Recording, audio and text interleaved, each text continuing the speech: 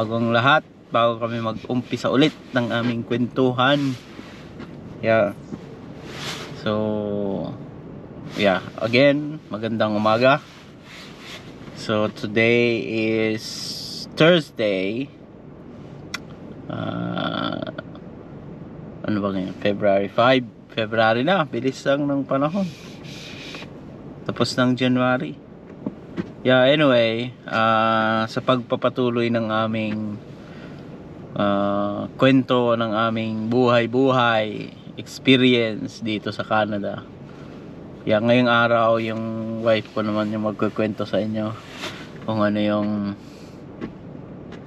kanyang na-experience, so far experience niya pagdating sa trabaho. Yeah, yung mga ganon.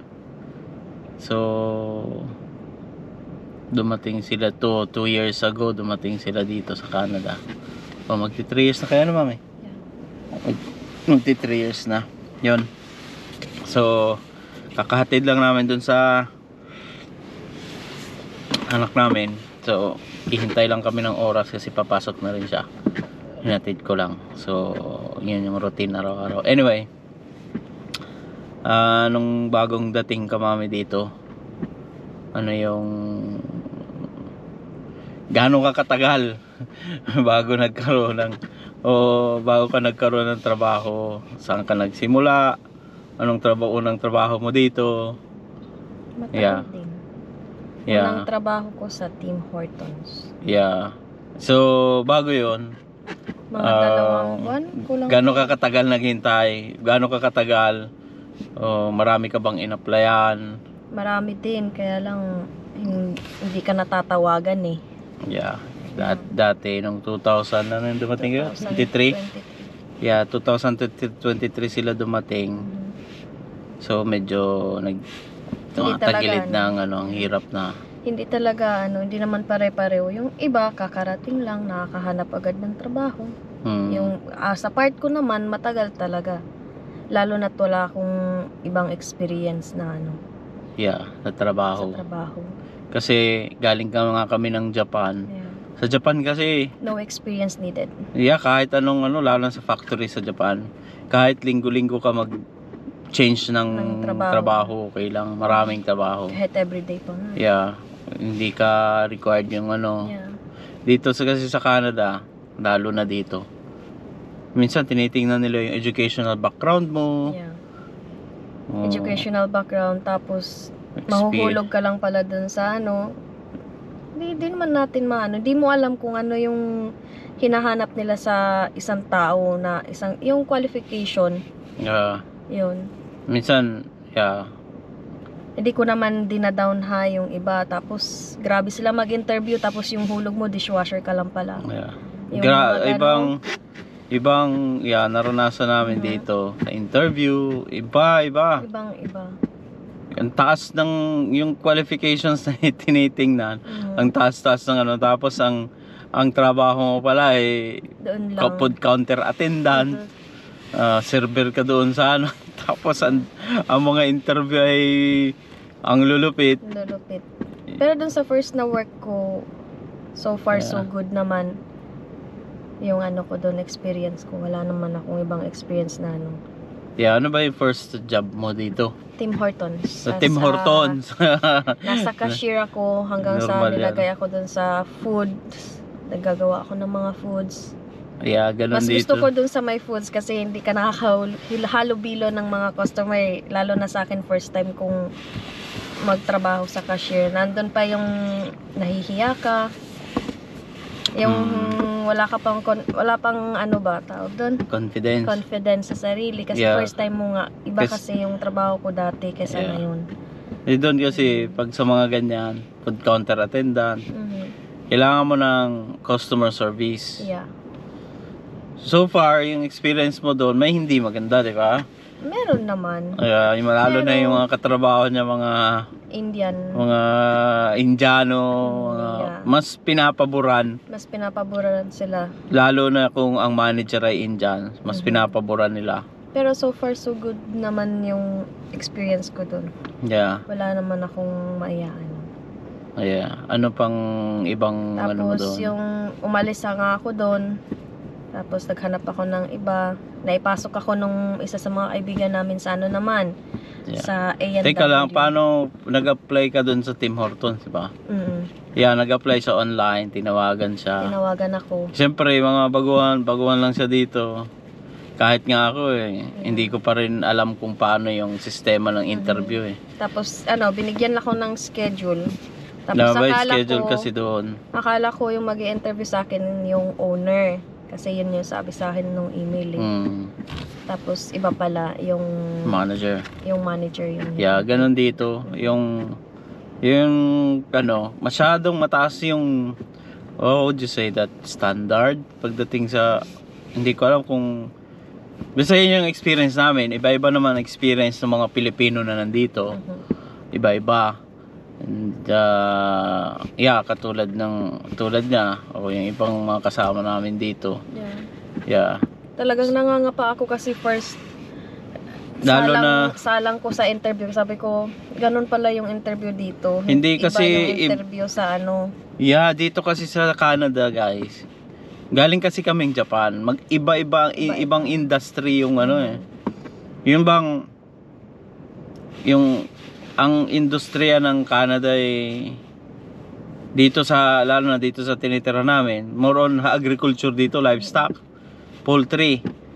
Siguro kung nataon lang din siguro na okay yung trabaho niya doon sa farm, hindi mabigat, siguro papasok ako doon kasi mas magaan yung loob ko sa mga ganong trabaho kasi na doon ako namulat una-una ko kasing trabaho pumunta ng Japan noon. Saka isa pa, nung bagong dating sila dito, kasi yung boss ko, ako una tumira doon sa property ng boss ko. Nakikishare ako sa room. Alam niyo ba? Naranasan namin dito, na experience namin na tumira kami sa RV, yung camper van na malaki. Expectation versus Tapos, reality nga may 2 rooms naman siya. Kaya lang, wow, pag winter. Yun, grabe din yung experience Tapos namin noon. Mahangin kasi, para kaming doon, kinaalog. First namin nung nangyari yung frost. Yeah, nagkaroon ng winter storm. Nasa RV kami nakatira. Oh my God. Ano yun? So cold. November? Yeah, December yata yun. Negative 25 yung hangin. Yung feels like negative 25. In seconds. Magko-frozen agad yung yun. Lintik. Di namin pumunta ako dun sa pero thankful din kami noon. Pinag-hotel kami kasi mapo-frozen ka doon sa Wala kaming binayad doon. Siya ang nagbayad sa food naman. Overnight lang. Overnight lang. Yung saging, tigas na tigas. Tigas na. Anyway, so yun yung mga experience mo doon, no? Wala namang bad experience Wala naman. Yeah. So, Tim Hortons. Then, A&W. Madalas ganon dito Lalo na pagbaguhan ka dito, kailangan magkaroon ka ng experience and then tuloy-tuloy na yun kung sakaling Saka isa pang ayaw ko dito, hindi maganda sa Canada minsan. May mga Pilipino nagtutulungan. Minsan, mas pinapaboran nila yung may kakilala ka doon sa loob. Inirekomenda, yun yung papaboran. Kahit nag-submit ka ng resume, hindi napapansinin yung mo kasi meron na silang. Which is hindi para sa amin hindi maganda. Kasi sa Japan, nung nasa Japan kami nag-a-apply. Dating ganun na talaga yung may nag-aano sa kalakaran na pag ganun. Kasi syempre yung kumpanya, kakilala, okay na ito, hindi yan ganun. Pero hindi kami sanay ng ganun kasi sa Japan, sariling apply namin and then hanap ka, walang pakilala yung papakilala ka, i-refer ka, mga ganun. Madali lang yun, maganda yung ganun. Kasi nagkaroon na rin ng shortage ng trabaho noon. Nag-start na kasi sobrang daming estudyante. Kahit nga McDonald's priority nila yung estudyante. Kasi mura kasi. Pero yung mga permanent resident katulad namin, saka mga hirap citizen na dito, ang hirap. Yun din, nag-apply din pala ako noon sa McDo. Tinawagan ako, in-interview ako. Tapos sinabihan ako na tatawagan ako kung ano, ganito, ganyan. Hindi man lang nag-email na, oy, di ka tanggap, ng ganito. Yung walang formality ba? Yeah, wala man lang... Ano, anyway, siguro, ganun dito yung... Sa ano, Japan kasi, pag in-interview ka, sasabihan ka nila na pag tumawag kami sa iyo, ibig sabihin tanggap ka. Pero pag wala kaming tawag, ibig sabihin, sasabihan ka na in pronto. Hindi yung papaasahin ka, mag-aantay ka ng ano, yung ganun. Yeah. So, ano, yung sunod mong trabaho, ano naman? Ayun. Ilang buwan ka lang doon? Nag-start Tim ako Horton. December December, January, February. Hanggang March ako doon. Siguro mga 3 Umalis siya doon kasi kulang nga yung oras. Pero kung sakaling nagtagal siya doon, baka supervisor na siya doon. Kasi yung isang Pilipino na supervisor doon, na-deny yung PR application. Hindi naman siguro. Hindi Pinauwi na. Hindi naman ako nangangarap sa mga ganung mabuti na yung ano. Anyway, tapos, yung second na trabaho mo. Trabaho ko naman sa A&W. Yeah, Natulungan din ako naman. nung isa naming mga kaibigan din namin na Pilipino. Yeah. Pasalamat din ako sa kanya kasi naipasok din naman niya ako doon. In-interview ako nung branch manager din doon. Okay naman, kaya lang hindi mo maanuhan na, alam mo yung siguro yung babae na Indiana na yun, siguro ganon din yung naranasan. Pumasok, nagtrabaho siya doon, siguro ganon yung naranasan niya. Pinaranas niya dyan sa akin siguro. Yeah, ganito kasi nangyari doon. A&W na yun. Pinaginitan siya nung self ano siya, self-proclaim na manager daw siya, pero assistant manager lang siya. Yeah. Tapos alam niyo yung tipong trabaho, food counter attendant, napakasimpleng trabaho. Hindi mo kailangan gamitin ng masyadong, hindi mo masyadong technical yon, let's say, mga ganon. Aba, pinaginitan siya. Ayun. So, and then, yun na nga, tapos binibigyan lang siya ng ano, lagi siya pinaginitan. Lintik. So, in-email ko yung ano, nag-email ba tayo? O I think nag-email tayo tapos wala man lang reply kasi hindi ka na pinapapasok, di ba? Ng ilang linggo.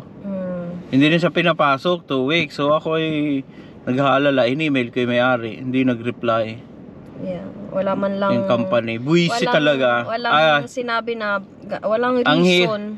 Walang sinaid na reason kung ano. Wala man, bastos kung sa amin, kabastosan yun. Yeah. Hindi dapat Siyempre, ganun. kung may mali ka, yung manager, ganito. Kausapin. Nagkausapin mo yung tao, ganito, Yung sa totoo lang, yung salitang kanto, bagla, yung kumpanya na yun. Hindi na kami pupunta doon. Kahit yun sa boss ko, kininto ko yun, sabi niya, hindi maganda yun. Kahit man lang sana bigyan ka ng ano, ng notice o email na, pasensya na kasi ganito, ganyan. Hindi kami satisfied doon sa yung trabaho mo, yung ganito, ganyan. Bastos. Dapat ganun. Ganun pala dito.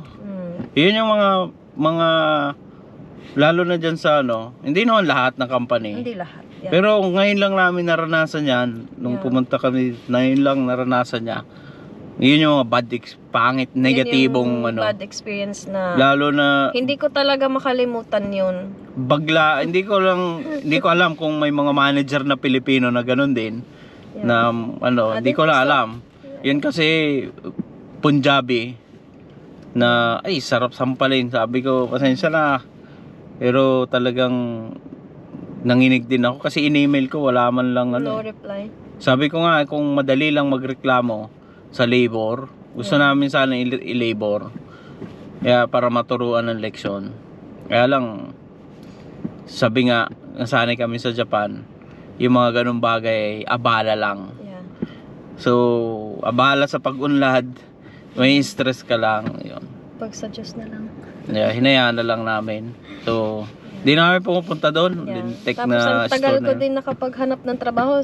Ano yun April, May, April, March. Nag-start ako ng March doon, March, April. Tapos may mga siguro 1 buwan din mahigit akong walang trabaho. Yeah, hirap Hanggang na sa yung isa sa mga kaibigan niya, naka-church namin dati sa FFDC sa Vancouver, na inano kami dun sa parang kaibigan yata ng tita niya na nagtatrabaho dito sa kumpanya na pinasukan niya. So, sinama niya kami doon, pinakilala Pioneer, niya kami. pioneer yun dun sa Oo. company. So, malakas siya Sinama dun sa niya company. kami, tapos pinakilala kami, ganito, ganyan. O sige. At matanda na siya ha, si Tito, matanda na siya. Yung parang, matanda na talaga siya. Ayun, tinulungan niya kami.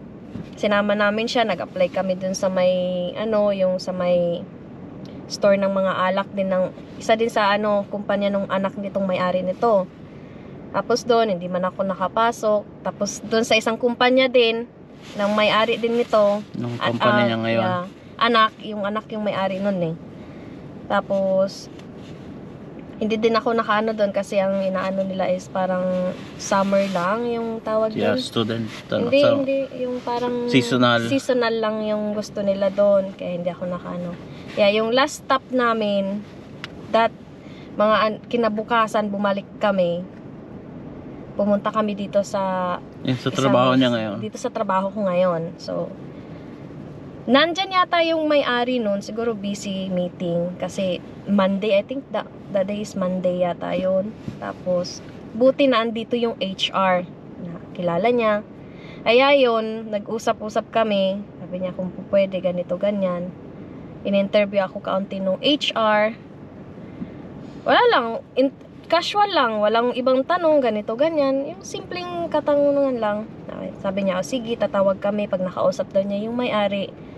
Yung may-ari na matanda, na kaibigan nung sa akin dito sa kumpanya. Nag-refer sa akin, Tito.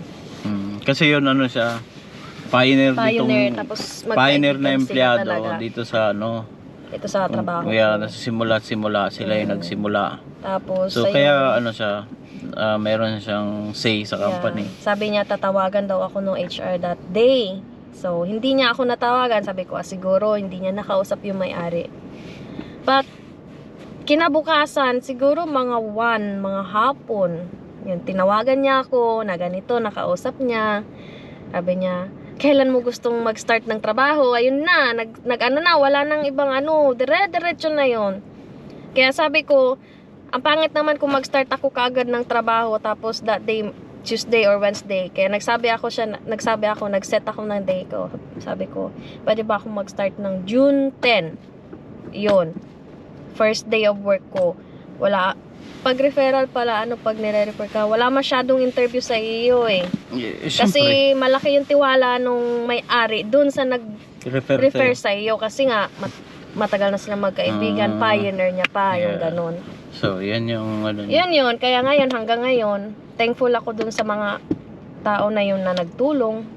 Hanggang ngayon, nandito pa din ako hanggang ngayon. Yeah, and then nag-apply din siya dati sa sa Walmart. Sa Walmart, tapos sa Costco. din. Yung Costco, yun yung first na in-applyan ko. Okay na sana, kaya okay lang na sana yun. Pero half day lang ang trabaho. Sabi naman nung kasama ko dito sa work ko ngayon, dapat daw ginrab ko yung opportunity na yun kasi hindi naman magtatagal. Pag may... You can interrupt the voice prompt and give a command immediately by pushing the canceling voice recognition. May tawag dito, dapat hindi ko daw pala yun inano kasi malaking chance din pala yun para sa akin. Yung oras na yun. Di bali na daw inano ko lang muna kasi hanggang sa magtagal ka, pwede ka nang ma-regular agad eh. Yeah. So far ngayon naman, siguro kung mag-apply ka ulit, marami ng bakantehan. Kasi nagbawas ng tao sa Canada. Siguro. So, yun. Ayun, hanggang ngayon, nandito pa din ako sa trabaho ko. Masaya. Nakakapagod yung trabaho pero masaya kasi nakakasundo mo lahat ng mga katrabaho. Yeah. Ano bang ginagawa na dyan? Ayun, nagpipicking ako. Picking orders. Yeah, sa warehouse siya. Sa warehouse. Yeah. Meron naman siyang siya? nagdadrive sila ng forklift. May forklift license siya. Tawag dito, farm equipment siya. Farm equipments. Iba-ibang equipments like mga blades ng mga tawag dito, yung blades tractor. Tapos yung mga iba't ibang pyesa na para dun sa tractor nila, yung mga parts. may sprayer, iba-ibang ano, May basta sprayer. lahat. Yeah. Lahat-lahat na andyan na. Kaya lang, sa pagdating naman sa salary, sakto lang. Sakto Yeah, lang. pag-usapan natin guys yung salary next Mhm, time. next Yung mga experiences mo na sa trabaho for the meantime. Mm-mm. So yeah, so far, So good. Basta yung okay naman. ano naman sa trabaho ngayon. Pero medyo dito sa kanan medyo nagluluwag-luwag naman. Pero yeah, hindi pa ganoon kaganda. Yeah, pero Yeah. alam mo yung pag naghanap ka siguro ng trabaho, nando na naman ako sa point na matatakot na naman ako pag na-refuse ka. Yeah, ganoon talaga. Ganun. Kailangan dito kasi guys, kapag interview talaga mag-prepare ka. Yeah. Kasi Tsaka, nagtatanong sila talaga nung ano yung ano yung weakness mo, yung mga ganito. nakaka-trauma din Yung common, ng ano. Kasi ako, naranasan ko din, nag-interview ako. 3 interview sinalangan ko. Lintik, iba't ibang klaseng yung mga behavioral interview sa ano. Ang hirap. Hindi ako nag-prepare kasi sabi ko, dali lang yan. Sayang pa naman, magandang trabaho. Pero wala akong experience doon, auditor. Go audit. Yeah.